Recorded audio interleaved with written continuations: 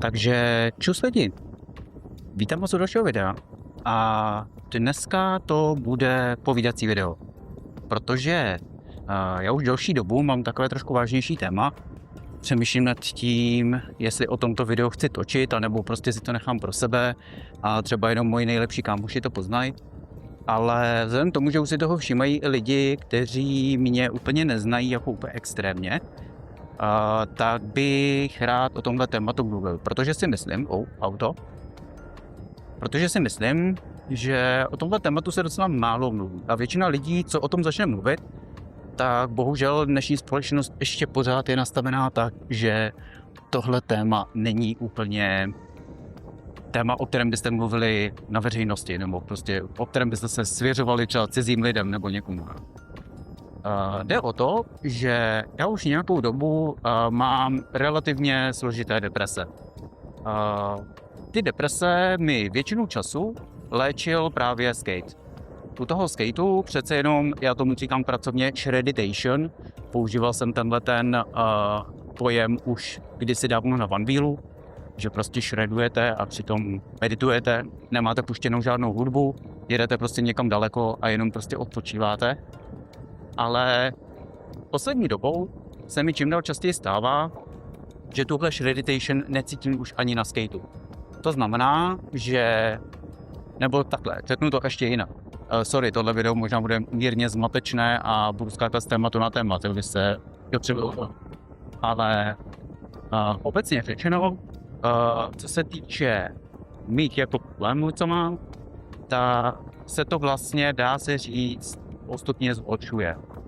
Dlouho byl mým lékem jako skate, když jsem jezdil, tak jsem si říkal, jo, super, cítím se dobře, trošku jsem se z toho oklepal a bylo mi fajn. Jenže prostě doba se zrychluje, všichni to asi vnímáte čím dál víc, že teď nevím, jestli mu odbočit už tady, myslím si, že jo. Jo, tady. Doba se prostě zrychluje a většinu času, co děláme, že jo? Buď jdeme do práce, nebo jdeme z práce, nebo jsme v práci, doma a tak nějak večer jako něco potutíme, jdeme spát. Mezitím samozřejmě koukáme na telefon, koukají se prostě všichni do obrazovky, což ten stav většinou jako nezlepšuje, protože prostě ty algoritmy jsou dělané tak, že vás to ještě jako víc dostane postupně do toho stavu, kdy jste závislí na něčem jiném a ten mozek vlastně jako neumí vypínat. Tady je bahna, bude super. Tak neumí vypínat a člověk se prostě chce chtít nechtíc dostávat do toho stavu, kdy se to začne prohlubovat, když teda samozřejmě nějaké tyhle problémy ze začátku má. Jak jsem říkal, mě to docela jako dlouho léčil skate, s tím, že bohužel jsem se dostal do té fáze, kdy už ani skate nepomáhá. Skate nepomáhá z jednoho jasného důvodu, a to je ten, že já na skateu teď aktuálně primárně jezdím do práce a z práce. Takže dá se říct, že celý takový ten duch toho, kdy si člověk říká, jo, na skateu se cítím dobře, zakarbuju si tady po silnici a jakoby vyléčím si ten svůj mozek od toho tlaku, který teďka jako pořád cítím a tak podobně. A člověk se vlastně z toho spraví. Tak tenhle ten problém to přestalo řešit, protože e-skate se pro mě stal další částí dopravního prostředku, kdy jezdím na skateu z práce a do práce. Tím pádem, i když já se na ten skate postavím, tak většinu času se cítím prostě vlastně úplně stejně, jako kdybych na tom skateu nejel. Což je docela problém a já jsem dlouho s tím bojoval, nebo respektive s tím ještě pořád bojuju. A jde o to, že teď aktuálně mě vlastně e-skate nebaví. Možná to někdo z vás poznal i na mých videích, ty videa jsou takové, jako jo, vysvětluju to tam, snažím se tvářit jako normálně, ale někteří lidi už si toho všimli a napsali mi, hele, tady v tom videu jako se tváříš docela smutně, nebo seš takový jako divný, neděje se něco, což už je takový ten varovný signál, že asi nejspíš se vážně něco děje a měl by to člověk řešit. No, ještě abych jako doplnil, co mě přesně jako aktuálně trápí, jo? Tak největší moje trápení aktuálně je to, to bahno je super, je to, že prostě nemám chuť k ničemu. De facto jsem se dostal do fáze, kdy moje nejčastější náplň času je ta, že buď hraju nějaké hry, protože hry třeba na telefonu nebo kdekoliv jinde, tak mě uklidňují a prostě jako nemusím v té chvíli přemýšlet nad věcma, na kterýma bych třeba přemýšlet neměl. Čekejte, čeknu jenom kameru, jak moc je od bahna. A není, dobrý, super. Na to, že ten skate a já celý jsem od bahna, tak pohodka, jdem dál. No, takže teďka aktuálně jsem se vlastně dostal do stavu, kdy jdu do práce, už cestou do práce se cítím tak nějak divně, protože prostě tepka, že jo? A když jsem v práci, tak tam taky, že jo? Tam prostě na nic moc nepřemýšlíte, než jenom prací, takže ono jako tam asi není moc jako co řešit. A pak jedu z práce, jedu zase na skateu, protože jezdím opravdu na skateu každý den. A cítím se pořád stejně. De facto ten skate mi přestal pomáhat s těmahle problémama. Teda jsem dřív právě ten skate používal primárně na to, aby mi s těma problémama pomáhal. A jediný únik vlastně je ten, že já přijedu domů, partnerka většinou vaří večeři, protože jezdí dřív domů než já. Já jí třeba jako pomůžu, když to ještě dodělává nebo něco podobného. A následně se to zvrhne v to, že já si sednu k telefonu a hraju hry, protože mě to prostě uklidňuje a cítím se přitom v rámci možností ještě pořád normálně. Takže už je to takové jako se mnou, řekl bych, dosti problematické.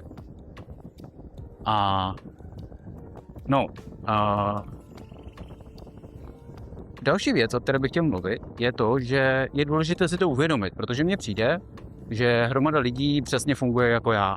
Že prostě naplní ten mozek nějakou jinou věcí, aktivitou, nebo prostě zaměstná ten mozek, aby ta deprese se jakoby nedostávala na to přemýšlení, nebo aby člověk prostě nepřemýšlel depresivně, tak samozřejmě z logiky věci začne vyhledávat nějaké cesty, jak ten mozek přepnout do stavu tak, aby nad tím přemýšlet nemusel.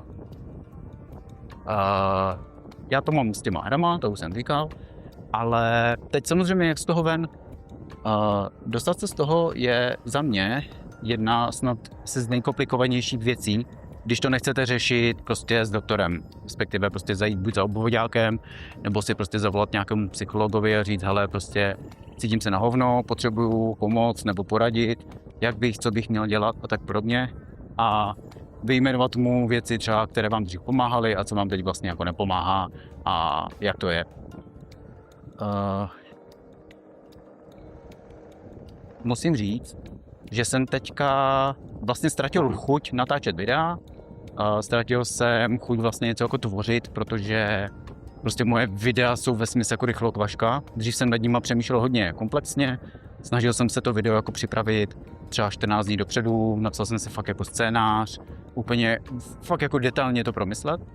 A teď samozřejmě vzniká ta situace, kdy já začnu to video točit ideálně, třeba protože vychází každé pondělí nebo jednou za 14 pondělí, tak ty videa vlastně vznikají teď aktuálně tak, že já v pátek nejdřív začnu jako to video vlastně teprve si jako vymýšlet, nebo máme jako plus představu, o čem bych to chtěl dělat, ale začnu ho vymýšlet až v pátek.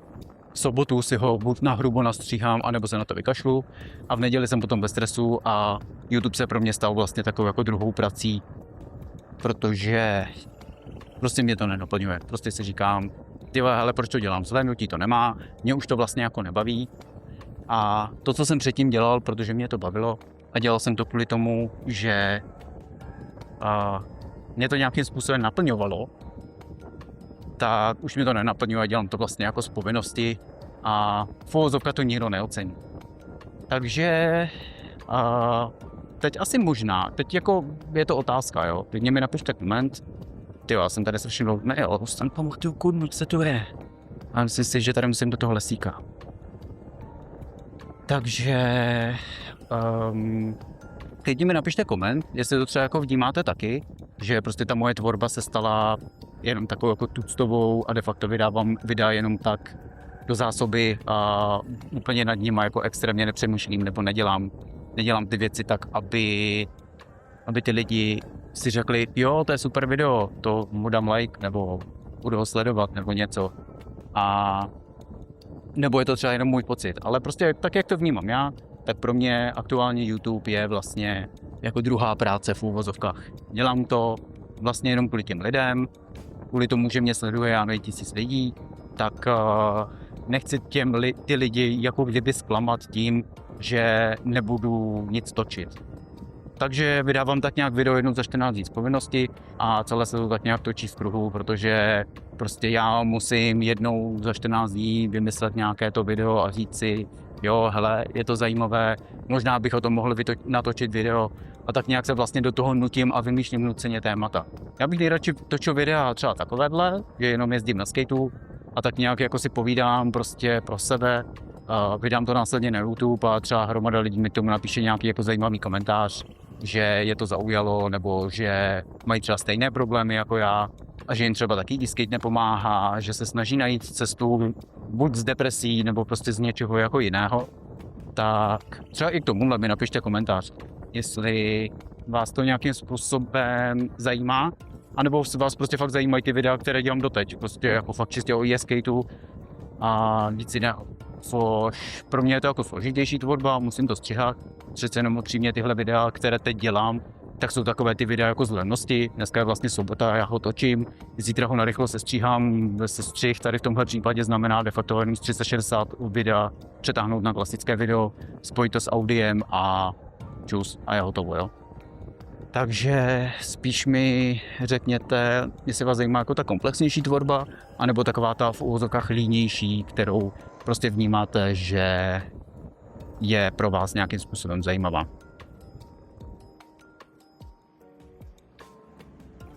No a teď k tomu tady trošku pozornost, tak. No a teď k tomu jádru teda, nebo vlastně já o tom jádru mluvím celou dobu. Já ani vlastně nevím, co ještě dalšího bych k tomu povídal, protože já jako víc o těch depresích mluvit nechci. Mám prostě nějaké své problémy, hromada lidí, co mě zná osobně, tak ví, že si léčím tak nějak ego tím, že většinu času, co se mnou povídá, tak mám takovou v uvozovkách potřebu lidi kolem sebe urážet, protože se potom cítím lépe. A je to otázka, no, jak to pojmout. No.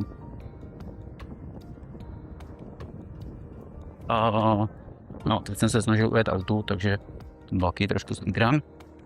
No a to je asi jako všechno. Je to prostě záznam z cesty, povídám si s váma o tom, co se mi aktuálně honí hlavou, že mě vlastně YouTube nebaví, že přemýšlím, že prostě přestanu teďka nějakou dobu vydávat videa, že třeba budu točit videa jenom tak, protože teď jsem byl třeba na jedné akci v Olomouci, takový velký pojezd a dneska zrovna nebo včera myslím mi psal jeden z těch, co tam jel, tak jestli jsem z toho točil něco, protože jsem s sebou samozřejmě kameru měl.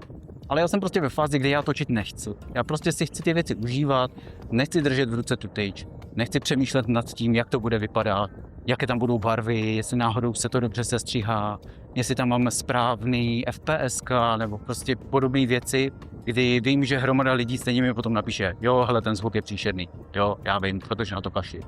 Ale nevím, prostě dejte mi vědět. Já se teďka snažím tvořit podle mě víc na Instagramu, protože jsem zjistil, že tenhle krátkometrážní, nebo jak to nazvat, nebo prostě ten rychlý obsah mě baví víc. De facto to se stříhám jenom z kamery narychlo, většinu času to ze mě udělá i AI, hodím to na Instagram a lidem to stačí. Co mě vyhovuje, já jsem rád, že to lidem stačí, že to nemusím de facto nějak složitě řešit a tak. No a já nevím, to je asi všechno, já prostě plácám 5. přes 9. a nevím, co bych ještě povídal. Takže jo, takže mějte se krásně a uvidíme se zase příště u dalšího videa, které doufám ještě někdy natočím, protože teď prostě točit nechci, nevím proč. Tak jo, tak se mějte. Čus.